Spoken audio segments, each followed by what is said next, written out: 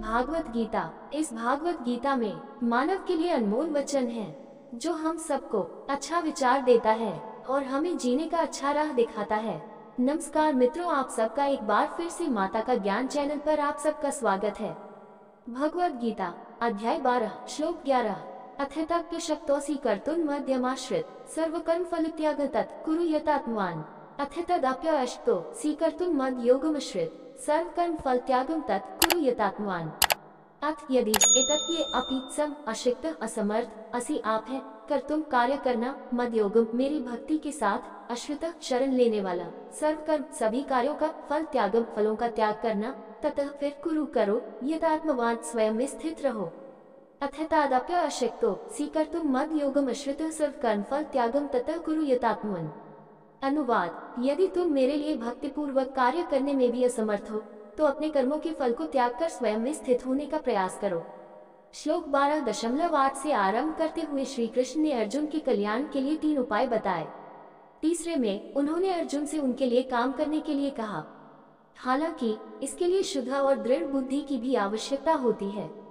जो लोग अभी तक भगवान के साथ अपने रिश्ते के बारे में आश्वस्त नहीं है और जिन्होंने अभी तक भगवान प्राप्ति को अपने जीवन का लक्ष्य नहीं बनाया है, उनके लिए उनकी खुशी के लिए काम करना असंभव हो सकता है। अतः श्री कृष्ण अब कल्याण के लिए चौथा विकल्प देते हैं। वो कहते हैं, अर्जुन पहले की तरह कर्म करते रहो लेकिन अपने कर्मों के फल से अलग हो जाओ। ऐसी वैराग्य हमारे मन को अज्ञान तमस और जुनून रजस गुणों से शुद्ध करेगी और इसे अच्छाई सत्व की स्थिति में लाएगी। इस प्रकार अपने प्रयासों के फल का त्याग करने से हमारे मन से सांसारिकता दूर होगी और बुद्धि मजबूत होगी। तब शुद्ध बुद्धि अधिक आसानी से पारलौकिक ज्ञान को समझने में सक्षम होगी और हम साधना के उच्च स्तर तक जाने में सक्षम होंगे। भगवद गीता अध्याय 12 श्लोक 12। श्रेयो हि ज्ञानमभ्यासज्ञ ध्यान विशिष्यते ध्यानात् कर्म फल त्यागस्ते गच्छन्त्यनन्तरम्। श्रेयो हि ज्ञान अभ्यासज ज्ञान ध्यान विशिष्यते ध्यानात् कर्म फल त्यागस्त्यागच्छन्त्यनन्तरम्। श्रेय बेहतर, हाय के लिए, ज्ञानम ज्ञान अभ्यासात यांत्रिक अभ्यास से, ज्ञानात ज्ञान से भी अधिक, ध्यानम ध्यान विशिष्यते बेहतर, ध्यानात ध्यान से भी अधिक, कर्म फल त्याग कर्मों के फल का त्याग, त्यागात त्याग, शांति शांति, अनंतरम तुरंत। श्रेयो हि ज्ञान अभ्यासज ज्ञान ध्यान विशिष्यते ध्यानत कर्म फल त्यागस्त्यागच्छन्तिरनंतम। अनुवाद, यांत्रिक अभ्यास से बेहतर ज्ञान है, ज्ञान से भी श्रेष्ठ है ध्यान, ध्यान से बेहतर है कर्मों के फल का त्याग, क्योंकि ऐसे त्याग के तुरंत बाद शांति मिलती है। बहुत से लोग यांत्रिक अभ्यास के स्तर पर हैं। वे अपने धार्मिक पंथ के अनुसार अनुष्ठान करते हैं लेकिन अपना मन भगवान में नहीं लगाते हैं।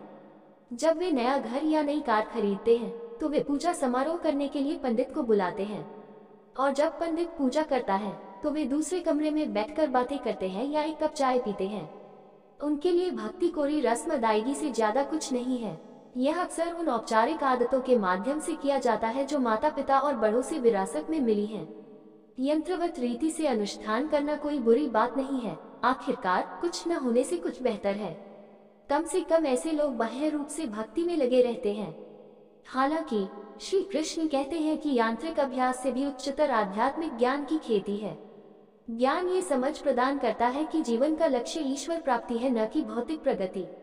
जो ज्ञान में पारंगत है वह खोखले कर्मकांडों से परे जाकर मन को शुद्ध करने की इच्छा विकसित करता है।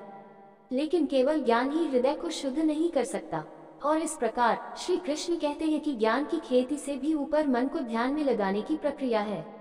ध्यान के माध्यम से मन को व्यवहारिक रूप से नियंत्रित करने से हम सांसारिक सुखों से वैराग्य विकसित करने लगते हैं।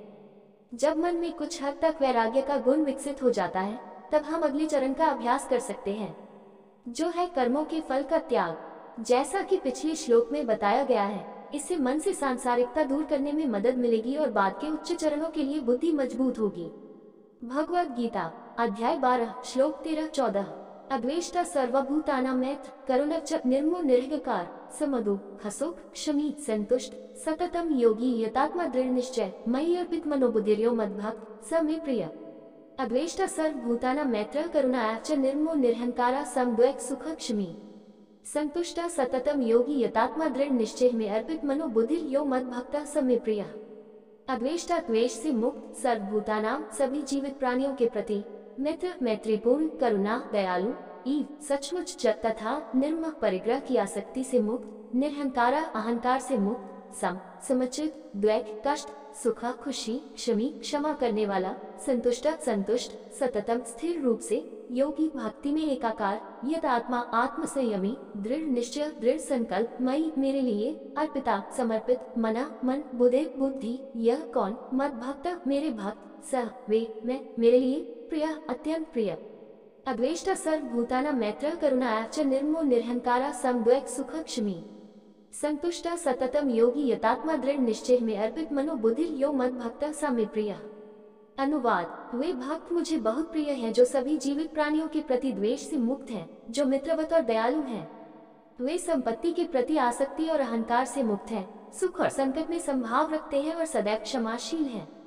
वे सदैव संतुष्ट रहते हैं, मेरे साथ भक्तिपूर्वक जुड़े रहते हैं, संयमी होते हैं, दृढ़ निश्चयी होते हैं और मन तथा बुद्धि से मेरे प्रति समर्पित होते हैं।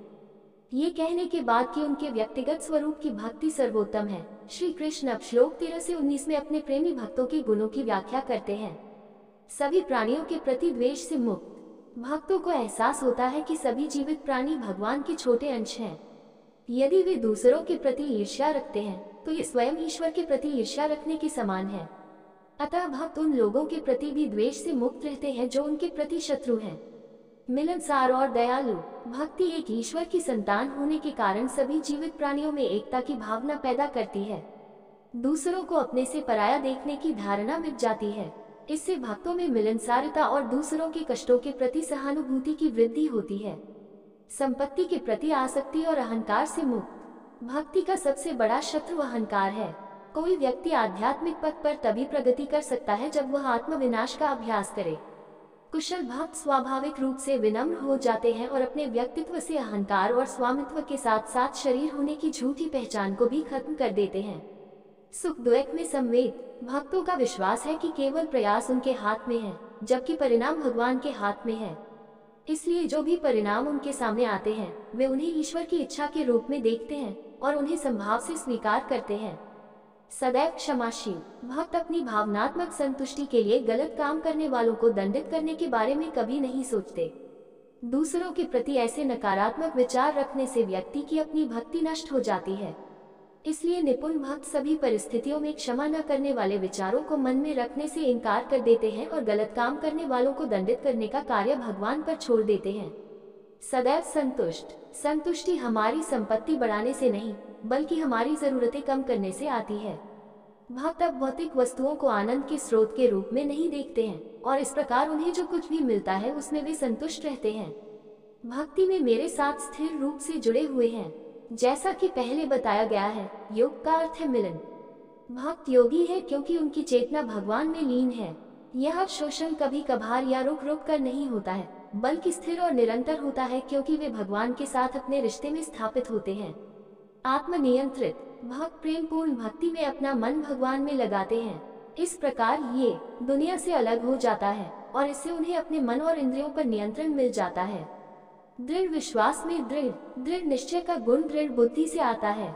चूंकि भक्त अपनी बुद्धि को शास्त्रों के ज्ञान और गुरु के उपदेशों में बांध लेते हैं, इसलिए वह इतनी दृढ़ हो जाती है कि चाहे सारी दुनिया उन्हें अन्यथा समझाने की कोशिश करे, फिर भी वे अपनी स्थिति से 1 इंच भी नहीं हटते।